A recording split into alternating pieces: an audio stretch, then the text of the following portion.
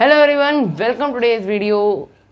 आज की वीडियो में मैं आपको बताने वाला हूँ how to attempt maths examination, या फिर सिंपली कह लो मैं आपको कुछ इंपॉर्टेंट पॉइंट्स बताने वाला हूँ जो कि आपको रियली बहुत ज़्यादा हेल्प करेंगे मैथ्स के एग्ज़ाम को क्रैक करने के लिए।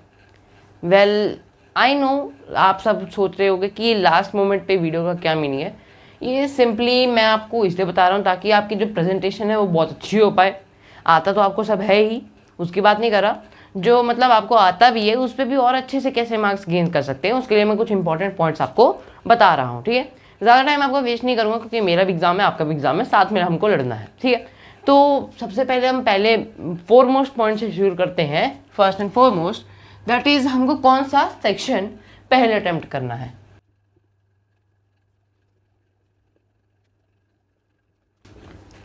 तो मैं आपको जैसे एडवाइस दे रहा हूँ, वैसे मैंने कई लोगों से सुना है कि सब यही कह रहे हैं कि वैसे इंग्लिश के एग्ज़ाम में तो ऐसा था कि पहले अनसीन पैसेज था इसलिए हमने पहले सेक्शन नहीं करा, पर मैथ के एग्ज़ाम में सेक्शन सी को पहले करना ज़्यादा अच्छा रहता है और ज़्यादातर बच्चे वही करते हैं। क्यों?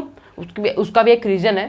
रीज़न ये है कि देखो, आप सबसे सेक्शन ए बी सी तीनों में कितने कितने मार्क्स के क्वेश्चन है। सेक्शन ए है उसमें 6 मार्क्स के 2 क्वेश्चन, यानी कि 12 मार्क्स का सेक्शन ए है। सेक्शन जो बी है वो भी 12 मार्क्स का है बिकॉज उसमें 3 मार्क्स के 4 क्वेश्चन है। पर जो सेक्शन सी है वो 16 मार्क्स का है। सबसे ज़्यादा वेटेज जो है वो किसकी है? सेक्शन सी की है। तो आप क्या करोगे, रीडिंग टाइम में आपको क्या करना है, रीडिंग टाइम आपको वेस्ट नहीं करना, उसमें आपको सिंपली सेक्शन सी आप पहले से रीड कर लोगे। ओवरव्यू लेने तो ठीक है, पर साथ में सेक्शन सी के जितने भी क्वेश्चन हैं उनको आप एक बार केयरफुली थॉरोली रीड करो। थॉरोली रीड करने से मतलब है मेरा कि जो भी आप रीड कर रहे हो उसमें की पॉइंट्स अंडरलाइन कर लो, जो सेंटीमीटर मीटर में वगैरह चीज़ें दे रखी हैं अंडरलाइन करो, और फिर उसके बाद देखो कि आपको ये समझ आ रहा है। मन में एक मैप बना लो कि आपको कैसे कैसे करना है, आपका आंसर निकल जाएगा कि नहीं। बन रहा है तो ठीक है, आपको पहले सेक्शन सी करना है, फिर उसके बाद अगर नहीं बन रहा है तो आपको सेक्शन ए बी सी ऐसे शुरू करना है। ठीक है, बिकॉज अगर सेक्शन सी जो है ये आपके जितना ये मार्क्स का होता है उसके हिसाब से उसकी लेंथ हल्की कम होती है और आपका जो टाइम बचने का चांस होता है, जिसमें आपका टाइम बच सकता है, वो सिर्फ और सिर्फ सेक्शन सी में होता है। सेक्शन ए तो है वो हल्का लेंदी हो जाता है if you compare to the marks. 2 marks का क्वेश्चन है, 1 पेज उसमें आपका चला जाता है। तो या you know what I mean कि सेक्शन सी को आपको पहले प्रायोरिटी देनी है। दूसरी चीज़ क्या करनी है आपको कि आपको जो भी फिगर आप बना रहे हो, जितने भी फिगर्स हैं आपके क्वेश्चन में, वो आपको एकदम नीटली बनानी है।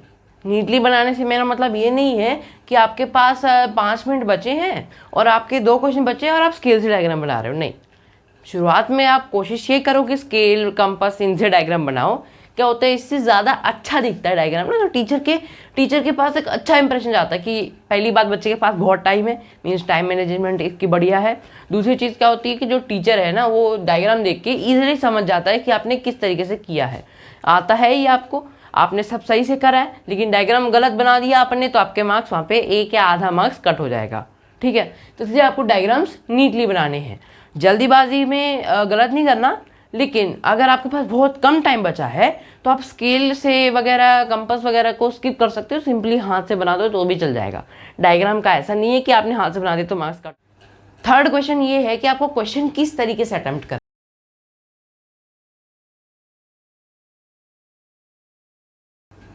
तो क्वेश्चन अटेम्प्ट करने का भी एक तरीका होता है। ठीक है, ऐसा नहीं है कि आपने देखा कि आता है आपको तो आपने जैसे तैसे आपने निपटा दिया क्वेश्चन को। मीन्स कि क्वेश्चन को ऐसे करते हैं ना कुछ लोग कि सिंपली क्वेश्चन में जो दिया है सिंपली डायरेक्ट फॉर्मूला लगाया, फॉर्मूला का नाम नहीं लिखा, डायरेक्ट शुरू कर दिया। ऐसा नहीं करना है, मार्क्स भी कट सकते हैं, इंप्रेशन भी गलत पड़ेगा, दोनों नुकसान है। पहले क्या करना है आपको, आपके 4 मार्क्स क्वेश्चन और 3 मार्क्स क्वेश्चन में तो ये मस्ट है। 2 मार्क्स क्वेश्चन में आप ये चीज़ स्किप कर सकते हो, पर हर 2 मार्क्स वाले में स्किप नहीं करना है, कुछ में लिख दो ना। तो क्या है, आपको सबसे पहले लिखना है गिवन लिखना है, फिर आपको जो भी वैल्यूज़ आपको दी गई है वो लिखनी है। नहीं तो अगर कोई वैल्यूज़ नहीं दी गई है तो आपको सिर्फ वो होता है ना, let the given side B X, let the given angle B theta, वो आप एटलीस्ट लिख देना। तब गिवन मत लिख देना, तब सिंपली लेट करके वो लिख सकते हो। कोई चीज़ कंस्ट्रक्ट कर रहे हो, कोई चीज़ आप फिगर में एक्स्ट्रा ऐड कर रहे हो तो कंस्ट्रक्ट दिस, ये आपको लिखना है। ठीक है, और क्या हमें दे रखा है कि टू फाइंड, हमें क्या फाइंड करना है, हमें क्या ढूंढना है। तो टू फाइंड के बाद आपको जो चीज़ क्वेश्चन में पूछी गई है वो लिख देनी है। फिर उसके बाद आपको क्या लिखना है, सॉल्यूशन यानी कि जो भी चीज़ आपको मतलब कि आपको सॉल्यूशन है, जो आप आंसर है वो आप फिर यहाँ से स्टार्ट करोगे। प्रॉपरली आपको करना है, ठीक है। ये आपका हो गया थर्ड पॉइंट। फोर्थ पॉइंट आपका है, आपको क्या करना है कि पेपर जो है आपका उसको जल्दी जल्दी करना है। जल्दी करना है, जल्दबाजी से नहीं। जल्दी करने का मतलब है कि आप जो भी क्वेश्चन है, एक क्वेश्चन आपसे नहीं बन रहा है तो उस पर 1 घंटा टाइम वेस्ट नहीं करना है। मतलब कि मान लो एक 5 मार्क्स का क्वेश्चन है, 5 का तो आएगा नहीं, 4 मार्क्स का क्वेश्चन है, 4 मार्क्स का क्वेश्चन आपको 10 मिनट्स में करना है और आप एक उसी क्वेश्चन को सोचते रहेगा, आपने उसी में टाइम वेस्ट कर दिया 10 मिनट्स और आपने आगे वाले क्वेश्चन को पढ़ा ही नहीं। ये नहीं करना है। थोड़ी देर उस पर देखो, ध्यान से पढ़ो, नहीं समझ आ रहा आगे बढ़ जाओ। आपको बुरा लगेगा, पर आपका अगर वो आपने वो क्वेश्चन सोचते सोचते में सारा टाइम निकाल दिया, फिर आपका छूट गया तो आपको ज़्यादा बुरा लगेगा, ठीक है। तो कहते हैं ना, कुछ पाने के लिए कुछ खोना पड़ता है। तो अगर आप एक उस क्वेश्चन को छोड़ दोगे, आगे बढ़ जाओगे, तो आपको कई सारे एक्स्ट्रा मार्क्स 2-3 मार्क्स एक्स्ट्रा मिल जाएंगे। समझ रहे हो ना क्या कहना चाह रहा हूँ। तो इसलिए कह रहा हूँ कि पेपर आपको फास्टली करना है, पर ऐसा नहीं मत कर देना कि कहीं पे कैलकुलेशन गलत लगा दी, फॉर्मूला गलत लगा दिया। फॉर्मूला गलत ना लगे, इसलिए मैंने फॉर्मूले का PDF डिस्क्रिप्शन में डाल रखा है। मीन्स टर्म 2 के जितने भी फॉर्मूलेस हैं सबका मैंने जो एक PDF बना के डिस्क्रिप्शन में डाल रखा है। वहाँ पे आप सिर्फ और सिर्फ लिंक पे क्लिक करो, PDF आपको मिल जाएगा। Okay, let's move to the 5th point में आपको ये कई चीज़ लोग जो है स्किप कर देते हैं। ये पॉइंट बहुत इंपॉर्टेंट है। Steps of construction must be written. Means कि जो कंस्ट्रक्शन है आपका क्वेश्चन, 3 मार्क्स का क्वेश्चन आएगा कंस्ट्रक्शन का, जो आपका सैम्पल पेपर दिया है उसके हिसाब से। तो उसमें क्या है, 3 मार्क्स का है। आप कहोगे यार 3 मार्क्स में सिंपली फिगर बना देंगे, मतलब जो कंस्ट्रक्शन है वो कर देंगे, बस काम खत्म। नहीं नहीं नहीं, उसके आपको 1.5 या फिर 2 मार्क्स ही मिलेंगे मैक्सिमम, फुल नहीं मिलेगा। क्यों? क्योंकि जो 3 मार्क्स का क्वेश्चन है उसमें आपको क्या करना है कि स्टेप्स भी लिखने हैं कंस्ट्रक्शन के। समझ रहे हो ना, कि जो कंस्ट्रक्शन है उसके पहले आप स्टेप लिख देना, फिर आप डायग्राम बनाना, डायग्राम में फिर कंस्ट्रक्शन है वो करना। पहले उल्टा कर दोगे तो भी ठीक है, पर पहले स्टेप्स लिखने फिर कंस्ट्रक्शन करनी। स्टेप्स को भूलना मत। भले टाइम कम है तो फिर उसको आप छोड़ सकते हो थोड़ी देर के लिए, एंड में आके कर लेना, पर आपको स्टेप्स ऑफ कंस्ट्रक्शन लिखने हैं। पॉइंट क्या है, 6 पॉइंट है आपका कि कैलकुलेशन जो है वो केयरफुली होनी चाहिए। कैलकुलेशन में ही ज़्यादातर मिस्टेक्स होती है। मैं भी आप जानते ही हो, 10th में हूँ, मैं भी प्रैक्टिस कर रहा हूँ मैथ्स के एग्ज़ाम की। तो मैंने जितने भी सैम्पल पेपर अभी तक किए हैं, मेरी ज़्यादातर मिस्टेक्स कैलकुलेशन मिस्टेक ही आई हैं। फॉर्मूला मिस्टेक में भी जल्दबाजी के चक्कर में हुआ है, और जो बाकी मैक्सिमम मिस्टेक है वो किसकी वजह से हुई है, कैलकुलेशन की वजह से। तो इसलिए कह रहा हूँ आपको, मैं बार बार कह रहा हूँ कि आपको पेपर जल्दी करना है, पर जल्दबाजी में नहीं करना। जल्दबाजी में 2 × 3 5 मत कराना, ठीक है। 2 × 3 6 होना चाहिए। डिवाइड करना है तो 2 डेसिमल तक की वैल्यू करनी है, उसको ज़्यादा मत कर देना, कम मत करना। थोड़ा बहुत जो है ऊपर नीचे चल जाता है, बट इतनी भी गड़बड़ मत करना कि कैलकुलेशन में आपकी बहुत बड़ी मिस्टेक हो जाए, फिर बहुत दुख होता है, trust me. Let's move to the 7th point. ये चीज़ जो है काफ़ी इंपॉर्टेंट है। लोग क्या करते हैं कि आपकी एक आंसर शीट है, आंसर शीट में जो मार्जिन बनी रहती है वहीं पे वो रफ वर्क करना शुरू कर देते हैं। ये मार्जिन मार्क्स देने के लिए है, टिक बीच में करेंगे, टीचर मार्क्स इधर देंगे ताकि बाद में उनको जो है अच्छा मतलब सही से उनकी चेकिंग हो जाए।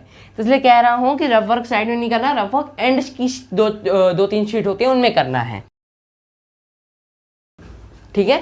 तो रफ वर्क आप साइड में मत कर देना, रफ वर्क डायरेक्ट एंड में करना। हाँ, छोटा मोटा हो तो वो तो खैर आप यहाँ पे कर सकते हो, पर ज़्यादा मत करना, छोटा छोटा करना, ठीक है।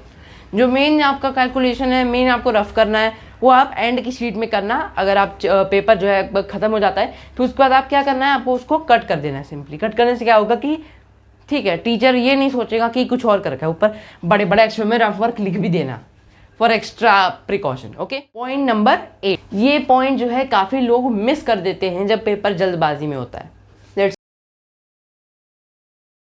गैप और नीटनेस जो है वो मेंटेन होनी चाहिए आपकी। क्या होता है कि कई लोग क्या करते हैं कि उनकी राइटिंग तो बढ़िया है, लेकिन उन्होंने बहुत ही ज़्यादा एक जगह पे क्रैम कर दिए सारी चीज़ें, एक जगह पे उन्होंने घुसुड़ मुसुड़ बचा दी है। You know what I mean, कि मतलब एक ही जगह पे बहुत सारी चीज़ें लिख रखी है, आधा इधर लिखा है आधा इधर लिखा है। नहीं है, ऐसा नहीं करना।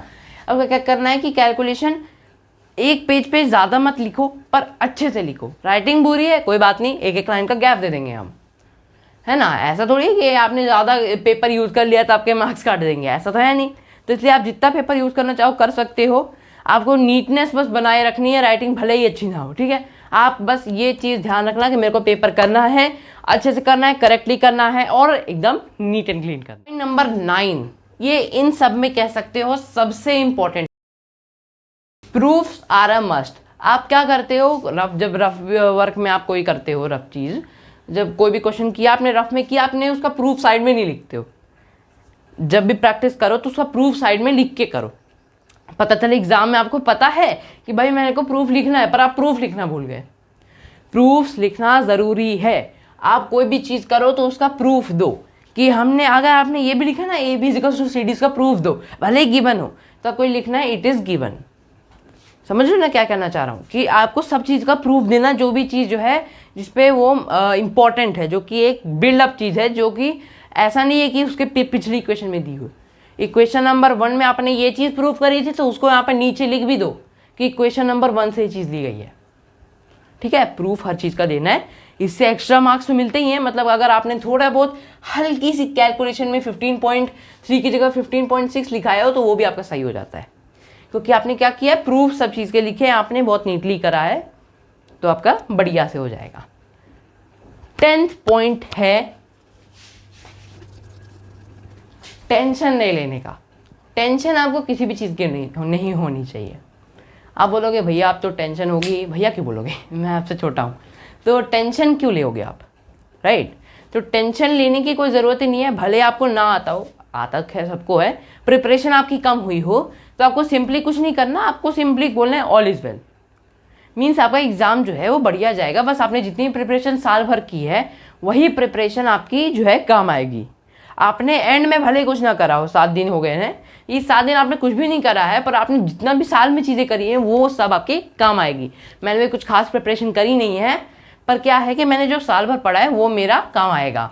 अब जो पेपर है उनमें आपको टाइम मैनेजमेंट बढ़िया होनी चाहिए, कैलकुलेशन बढ़िया से होनी चाहिए, नीटनेस बढ़िया से होनी चाहिए, बाकी तो सब आपको आता ही है। And don't forget one thing, legend वो होता है जो कम प्रिपरेशन करके भी ज़्यादा मार्क्स लेके आए, और मुझे ये चीज़ पता है 101% कि आप सब लेजेंड हो। तो हमें क्या करना है, पेपर में डरना नहीं है, पेपर को डराना है। मीन्स हमें एग्ज़ाम बढ़िया से दे के आना है। So that's all for today, thanks for watching and take care. Share वगैरह नहीं करना, कोई बात नहीं, मत करो, जाके सिंपली पढ़ लो। Good bye.